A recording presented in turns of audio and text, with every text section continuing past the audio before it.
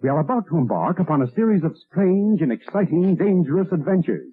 Adventures that will lead us to all parts of the world. Hello and welcome to another Bad Comic Review. This time we're looking at Absolute Wonder Woman, Issue 1. Written by Kelly Thompson, art by Hayden Sherman. I have the cover by Hayden Sherman and Jordie Bellaire. Colors by Jordie Bellaire, letters by Becca Carey. Assistant editor Ash Padilla, edited by Chris Conroy. Cover's pretty good, but it doesn't really look much different than regular Wonder Woman, except she's got tattoos now. Ooh. Wow, that's edgy. Who would have thought Wonder Woman could be so hardcore as to have tattoos or henna on her arm. Wow. And she's flying what looks like a creature out of Harry Potter. So this is on the Absolute Earth, which is Earth 1, I guess. And we're in Gateway City, California, where an upside down pyramid is unleashing a bunch of flying serpent creatures, and an armored figure on a flying horsey skeleton comes swooping in, and it's got the mandatory anime giant sword that's impossibly large because that is apparently edgy somehow. And she starts cutting the things down, and then it's revealed that it's not a man like the reporter thought, but a woman. Oh my gosh. And then she uses magic, and we get a 2-page waist spread where they give us the writers' names and the name of the storyline, which was completely unnecessary and a giant waste of paper. Then we find out that this version of Wonder Woman was not raised on Themyscira. She was in fact raised on the Isle of Hell, where the sorceress Circe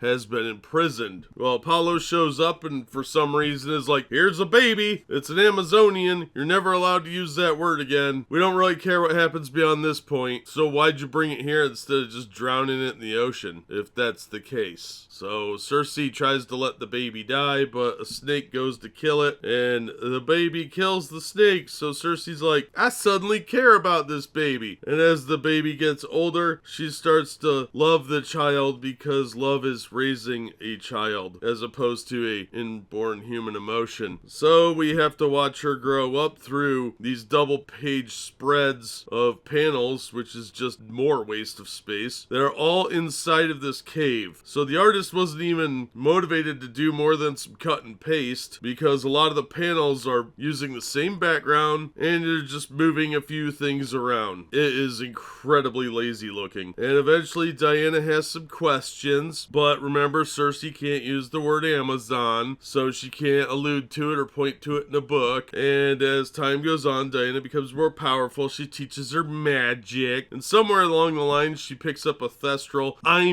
a Pegasus that's undead. And then we cut back to the modern day where Wonder Woman tells some random soldier to evacuate the city as if she has any authority to do that, and like this guy's gonna listen to her. And she apparently is really tall in this one, because either that or the man is incredibly short. Then we get a giant version called Harbinger Prime. Ooh, because that sounds Greek, you know? So instead of using her sword to fight it, she hides behind her sword like it's a shield, because it's wide enough. I mean, it's an anime sword. And then the sword is ignored for the majority of the time after that as she dances around and then gets hit by an eye blast. We get some close-ups of her tattoo for whatever reason, which is still never explained what the significance of that is, but hey, it's a cool tribal-looking tattoo or henna, so it must mean something. We're just not gonna tell you what because we're creatively bankrupt at DC. And then we see her lasso, and she gives this little speech about girl power or something. I don't really know. This was dumb. This was not only boring, it's not that big of a deviation from Wonder Woman's story to make any significant difference. I didn't see anything in here that was really so spectacularly different that it wouldn't fit into a regular multiverse story. Okay, so she was raised on another island by a sorceress, so she has access to magic now. So what? It didn't play that big of a part in the story. Not yet. But this isn't an inspiring story. There's so much wasted space in here with these large panels that effectively add nothing. You could literally cut out one page of the 2 pages and condense it down right there. And you would eliminate probably 5 pages out of this book. But there's so many giant panels and large 2-page spreads that it's just such a waste of space. This is nowhere near a $5 book. If you condensed it down the way it should have been condensed down, this would have been half of a comic book, which would probably make it a Marvel book. And they'd still try to charge you $5, but it would be worth less then too. So if you get this for $1, then maybe I would pick it up, but it wasn't that particularly entertaining. I'm not super impressed with the, oh, this is such a dark universe. We haven't seen that. So far, their big struggles are mild alterations to their backgrounds, and this one's no different. She's still Diana of Themyscira. She's still an Amazon, okay? She still has the same spirit that she did otherwise. She's not that radically different. This isn't a Wonder Woman from, like, the Super Syndicate or anything. You don't have to make her evil, but you do have to make her at least different enough that it's kind of shocking. This is not shocking. Just like the Superman and Batman ones, there's changes to them, but it hasn't changed who they are at the core. Batman still doesn't kill. Superman, while younger, is still the goody two-shoes trying to help everyone. And Wonder Woman is still trying to protect man's world. So what's the difference here? What is the radical departure that's supposed to shock me here? Where is the hook that is supposed to drag me further in? What, she has magic now? I don't care. That's boring. It's not that big of a change. That could have been any regular multiverse story. The Tangent universe was more in-depth in changes with a radical revision of the superheroes than this ever